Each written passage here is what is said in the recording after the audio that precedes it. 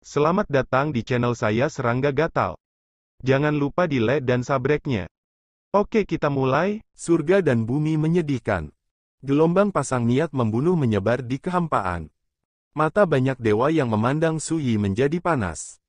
Di mata mereka, Su Yi seperti kesempatan untuk berjalan, satu-satunya orang yang bertanggung jawab atas reinkarnasi sejak zaman kuno, dan memiliki api zaman di dalam hatinya. Tangan, yang cukup untuk membuat para dewa menjadi gila ciptaan terlarang. Siapa yang tidak suka? Hahaha. Baiyan Tianshan mengangkat kepalanya dan tertawa keras, saya benar-benar tidak menyangka bahwa mangsa yang saya impikan akan datang ke pintu saya. Dia mengunci Su Yi dengan kuat dengan kinya, dan niat membunuh melekat di antara alisnya. Semua yang hadir, dengarkan perintahku, di alam dewa, mundur, yang lain tunggu, ikut aku dan tangkap binatang ini hidup-hidup. Bagus. Jin ada di sisinya, dan lelaki tua berambut putih itu adalah orang pertama yang setuju. Pada saat yang sama, para penjaga di samping figur setingkat dewa anak berdiri satu demi satu persatu, bersemangat untuk bergerak dan membunuh. Ingat URL. Ada 19 orang yang hanya menciptakan dewa median dari alam ekstrim. Ada 21 dewa lain di alam ciptaan. Dan karakter anak dewa itu sudah lama menghindar, melihat pemandangan ini dengan penuh semangat. Hanya Bikong Liu dan dua wali yang berada dalam situasi memalukan. Karena sebelumnya, mereka pernah bekerja untuk Su Yi. Jika kamu berani bergerak, aku jamin tidak hanya kamu akan menjadi musuh publik kerajaan matahari abadi, tetapi Bifang Protos juga akan terlibat. Bai Yantian menatap dingin pada Bikong Liu dan yang lainnya. Su Yi menonton dari awal hingga akhir, dan ketika dia melihat adegan ini, dia tidak bisa menahan tawa. Di mata yang dalam itu, ada niat perang yang mendidih. Dia sangat membutuhkan kesempatan untuk melangkah ke alam pamungkas. Saat ini, terserah pada lawan untuk mendapatkan apa yang diinginkannya. Ledakan. Jubahnya menggembung, dan dia tidak lagi menekan kesempatan seluruh tubuhnya. Ada miliaran pedang berayun di sekelilingnya, dan bayangan reinkarnasi yang misterius dan tidak jelas seperti jurang tak berujung. Penjaga di sekelilingnya. Pada saat itu, banyak dewa rendahan yang hadir ditekan. Pegang tangan. Baiyan Tianshan berteriak keras, dengan pedang perak api ilahi ekstra di tangannya, dan menyerang lebih dulu. Bunuh. Dewa lain juga bergerak, mengepung dari segala arah. Untuk sementara waktu, harta era menderu seperti hujan, dan misteri Shinto yang menakutkan menyebar. Su Yi tidak mundur, sosoknya melintas dan dia melangkah maju. Ledakan. Dengan lambaian tangannya, dia memblokir tombak perang Bai Yantian dalam satu gerakan, dan kemudian sosoknya melintas, menabrak sepotong harta karun surgawi era yang membunuhnya, dan menggesek tangan kanannya. Kepala berdarah terlempar ke udara. Itu adalah dewa di alam ciptaan yang lebih rendah, dan dia terbunuh di tempat sebelum sempat menghindar. Tapi pada saat yang sama, datang seorang lelaki tua berambut putih. Benar. Dengan teriakan keras, penggaris giok emas yang ditawarkan oleh lelaki tua berambut putih itu menghantam keras Su Yi. Pada akhirnya, meskipun serangan itu diblokir oleh Su Yi, sosok itu terkejut. Memanfaatkan kesempatan ini, para dewa dari arah lain bergegas untuk membunuh secara serempak, kejam dan tegas, secepat angin, kaya akan pengalaman tempur, dan pemahaman diam-diam kerjasama. Menakjubkan. Dalam sekejap, Su Yi terjebak. 19 dewa median membawa rasa penindasan yang mematikan bagi Su Yi, masing-masing lebih menakutkan daripada yang lain. Dan dewa-dewa yang lebih rendah itu memblokir area luar, dan air yang dikelilingi oleh Su Yi terhalang, tidak memberi Su Yi kesempatan untuk melarikan diri sama sekali. Yang membuat orang gemetar adalah, di bawah pengepungan seperti itu, Su Yi tidak langsung dikalahkan, tetapi bertarung dengan sengit, dengan energi pedang dan keberanian. Ini mengejutkan banyak dewa median. Ketika mereka benar-benar bertarung, mereka akhirnya memutuskan bahwa Su Yi memang seorang peringkat Taixuan. Karena kekuatan hukum yang dikuasainya, masih di level Taiji. Tapi itu yang bikin kaget. Siapa yang bisa membayangkan bahwa karakter Taijing bisa bertarung melawan begitu banyak dari mereka? Ini tidak sesederhana itu. Melanggar hukum besi dan melanggar tabu adalah larangan nyata. Dia ditakdirkan, bunuh. Api putih minum. Dia dan sekelompok dewa menyerang semakin ganas, menggunakan segala cara. Segera, Sui terluka di banyak tempat dan darah mengalir. Meskipun kekuatan tempurnya saat ini mampu melawan Dewa Pencipta, bahkan dalam situasi 1 lawan 1, dia pasti bisa membunuh lawan. Tapi sekarang berbeda, 19 Dewa Tengah mengepungnya. Namun, inilah yang diinginkan Sui. Dia membutuhkan kesempatan untuk menghancurkan jalannya, hidup sampai mati, dan membentuk kembali dirinya yang sebenarnya. Hanya dengan cara ini dia dapat menginjakkan kaki di alam pamungkas. Alam ini berada di antara alam para dewa dan disebut juga alam ekstrim. Jika bukan pelanggar, bahkan jika dia rusak, dia tidak akan bisa melangkah ke ranah ini, dan dia akan ditakdirkan untuk menjadi sia-sia. Langkah kedua adalah berdiri. Proses remodeling ini merupakan proses transformasi menuju Ultimate Realm. Seperti burung phoenix, ia lahir dari kehancuran. Sedikit kecerobohan dalam langkah ini akan berakibat malapetaka dan kesuraman. Orang tanpa kultivasi. Namun, Sui berbeda. Dia bertanggung jawab atas reinkarnasi. Kekuatan reinkarnasi mengandung rahasia terlarang dari siklus hidup dan mati, dan siklus kemakmuran.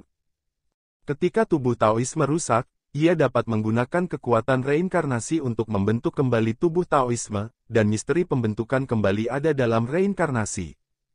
Orang lain yang ingin masuk ke alam ini benar-benar delusi. Oleh karena itu, dalam pertempuran ini, Sui bahkan tidak menggunakan pedang begitu dekat, dia benar-benar bertarung dengan tubuhnya.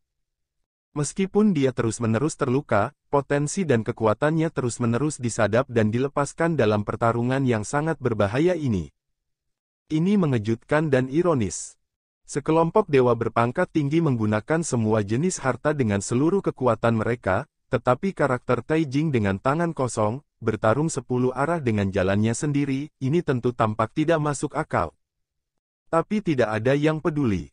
Saat berjuang untuk hidup dan mati, keadilan dan martabat hanyalah awan, dan tidak ada yang peduli sama sekali. Siapapun yang hidup adalah pemenang terbesar. Dalam sekejap, kulit Sui pecah-pecah dan berdarah, dan darah menodai jubahnya. Banyak penonton yang terdiam dan pikirannya kacau. Awalnya, mereka seharusnya bersemangat tentang ini, tetapi ketika mereka melihat gaya Sui yang tak tertandingi untuk bangga dengan generasinya dan bertarung melawan para dewa, mereka terkejut.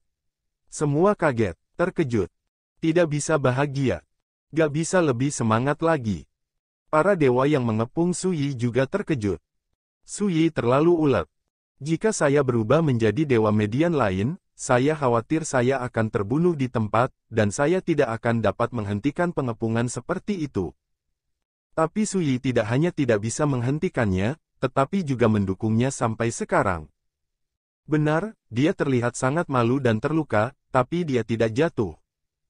1/4 jam kemudian, lengan kiri Sui patah dan darah berceceran. Wajahnya sepucat kertas. Ki dalam tubuh sedang kacau dan sepertinya runtuh kapan saja. Ayo, dia tidak tahan lagi. Mata Baiyantian berbinar gembira. Dewa lain juga disegarkan. Tidak bisa memenangkan Sui untuk waktu yang lama sebelumnya, membuat mereka semua ketakutan dan kaget, jangan-jangan Sui tiba-tiba menampilkan beberapa pembunuh tabu dan membunuh mereka secara mengejutkan. Dan sekarang, melihat situasi tragis Sui, mereka semua menghela nafas lega. Saat ini, apapun benda asing yang digunakan, tidak akan ada yang berubah. Kenapa tidak menggunakan benda asing? Di kejauhan, Bikong Liu, yang selama ini bertarung, tercengang. Situasi Sui terlalu berbahaya, dan dia akan jatuh kapan saja, tetapi sayangnya, sampai sekarang, Sui belum menggunakan harta lain, yang membuat Bikong Fu merasa sangat bingung. Bunuh. Serangan para dewa semakin ganas. Luka Sui semakin memburuk, dan banyak dewa yang menyaksikan pertempuran tidak dapat menahan rasa kasihan, dan hati mereka sangat rumit. Sulit untuk tidak mengagumi musuh seperti itu. Tetapi dengan cara yang sama, jika musuh seperti itu bertahan, itu akan menjadi mimpi buruk. Akhirnya terdengar suara benturan yang tumpul. Sui terbang keluar. Ki yang bergejolak benar-benar runtuh. Terlihat dengan mata telanjang, kultivasinya di peringkat Taixuan seperti gunung yang tertutup salju runtuh dan menurun. Seluruh orang itu seperti daun yang jatuh tertiup angin, dan kehidupan sedang berlalu. Bikong Liu gemetar di hatinya, dan wajahnya sangat berubah. Anak-anak Tuhan yang hadir melebarkan mata. Reinkarnasi dari Master Pedang Lingsu, eksistensi menakutkan yang pernah ditakuti para dewa, akan sepenuhnya dikalahkan dan mati di tempat ini hari ini. Kejutan yang tak terkatakan menimpaku. Rasanya seperti melihat sosok mistis yang bersinar selama berabad-abad dan mati di hadapannya. Kejutannya begitu hebat sehingga pada saat ini, banyak orang merasa seperti mimpi yang tidak nyata. Dan para dewa yang hadir juga menunjukkan kesurupan di antara alis mereka. Apakah mereka, reinkarnasi dari ahli pedang yang mengalahkan Lingsu? Bahkan pada saat ini, mereka sangat bingung, karena Suyi tidak pernah menggunakan kekuatan eksternal dari awal hingga akhir, dan tidak pernah mengorbankan pembunuh besar. Ini sangat keterlaluan. Informasi, sebelum mereka takut Suyi akan melawan sebelum kematiannya, mereka semua waspada, tidak pernah berpikir bahwa semua serangan balik yang diharapkan tidak pernah terjadi.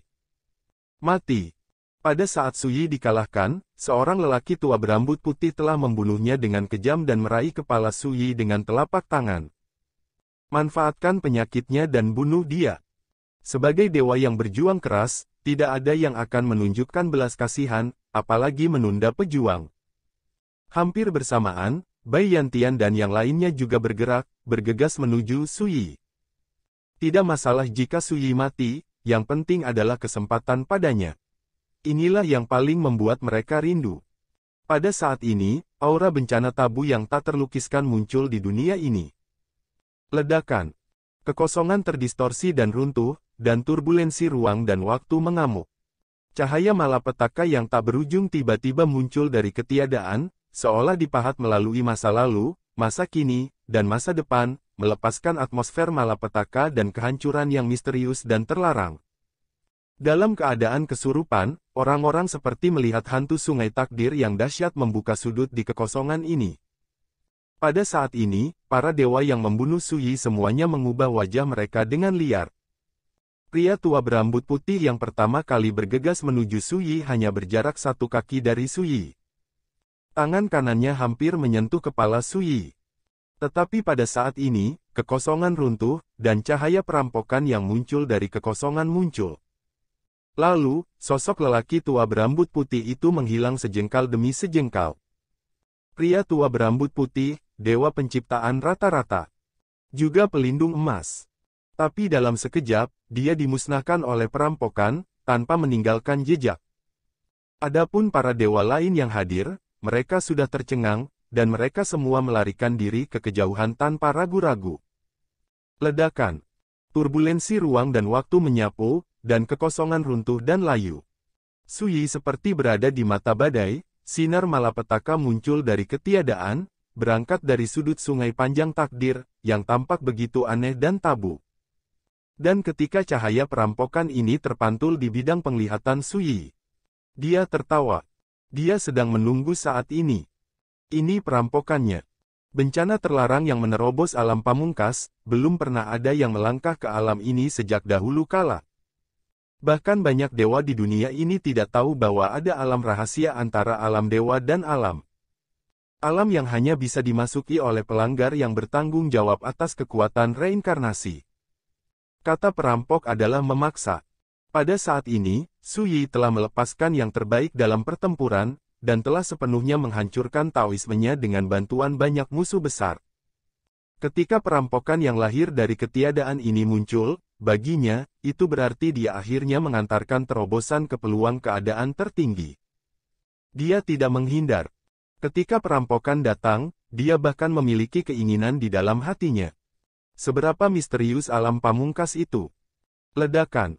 Dalam sekejap, jiwanya meledak. Tubuhnya meledak. Jalan itu meledak. Seluruh orang itu seperti dihancurkan sepenuhnya dari dalam keluar. Dari lahir sampai mati, dari kenyataan sampai tidak ada, terjadi dalam sekejap. Melihat Suyi akan benar-benar menghilang dari dunia, nafas reinkarnasi yang misterius dan tabu muncul dengan tenang, seperti jurang yang dalam, menelan kehampaan, menelan noda itu. Cahaya perampokan, dan juga menelan roh, tubuh, dan garis Suyi yang hancur dan berbubuk. Kemudian, seberkas cahaya muncul dalam reinkarnasi, seperti seberkas cahaya abadi yang mengalir melalui sungai panjang takdir. Segera, sinar cahaya ini menjadi semakin terang, dan kekuatan perampokan kecil yang tak terhitung jumlahnya diintegrasikan ke dalamnya. Secara bertahap, seberkas cahaya dalam reinkarnasi gelap membengkak, seperti kekacauan dalam turbulensi kekerasan, menjalin suasana tabu yang misterius dan menakutkan. Ledakan. Auman seperti guntur musim semi. Chaos pertama kali dibuka, Vientine lahir. Sinar cahaya itu seperti roh yang lahir dari kekacauan, berangsur-angsur mengeras pada saat ini, dan berubah menjadi sosok yang samar dan ilusi. Ledakan. Di dekatnya langit dan bumi, kilat dan guntur, runtuhnya kehampaan, aliran waktu dan ruang yang bergejolak, sungai panjang takdir membuka sudut misterius di pergolakan. Dan sosok ilusi ini berangsur-angsur menjadi nyata. Dia berdiri di sana, seolah-olah berdiri dalam reinkarnasi. Di atas kepala, merobek sudut sungai panjang takdir. Area sekitarnya terhuyung-huyung dalam ruang dan waktu, dan guntur kesusahan terlarang mengamuk. Saat tubuhnya meregang, vitalitas yang melonjak dan tak terbatas meledak, menyebabkan dunia bergetar, dan penglihatan di sekitarnya bergolak. Sampai akhir. Ledakan. Penglihatan yang tak terhitung jumlahnya menghilang seperti gelembung. Turbulensi ruang waktu mereda. Kekosongan yang runtuh itu tenang. Dan di antara langit dan bumi, hanya ada sosok tinggi yang berdiri dengan bangga, seperti gunung abadi, menghubungkan langit dan bumi. Orang ini adalah Suyi. Hanya saja Suyi saat ini benar-benar berbeda dari sebelumnya. Tidak ada jejak fluktuasi aura di seluruh tubuh. Tapi ketika dia berdiri di sana, dia membuat kekosongan bergetar, dan Dao menyerah, seolah-olah dia adalah seorang master, membentuk kekuatan yang tak terlihat. Aku menghiasi matahari terbit dan bintang-bintang. Di mana saya berdiri, jalan menyerah. Tapi dengan pikiran Suyi, bahkan kekuatan tak kasat mata itu pun menghilang. Pada saat ini, dia tidak mencolok seperti setiap bunga, rumput, pasir, dan batu di pinggir jalan, salah satu yang paling umum. Suyi membuka matanya, merasakan perubahan di tubuhnya, dan hanya bisa menghela nafas. Bervariasi. Dao Sentai yang kental, api ilahi Dao yang kental, dan hukum Taijing yang ditempa semuanya rusak dan menghilang. Hanya ada kelompok cahaya Dao yang kacau, tergantung di kehampaan tanpa akhir, seperti ayam. Buku-buku kuno mencatat bahwa kekacauan itu seperti ayam, dan di dalamnya lahir semangat. Pada saat ini, kelompok cahaya yang kacau ini menghasilkan kekuatan Dao yang luar biasa, menyatu dengan karma Dao Suyi, dan terhubung dengan rohnya. Inci daging dan darahnya.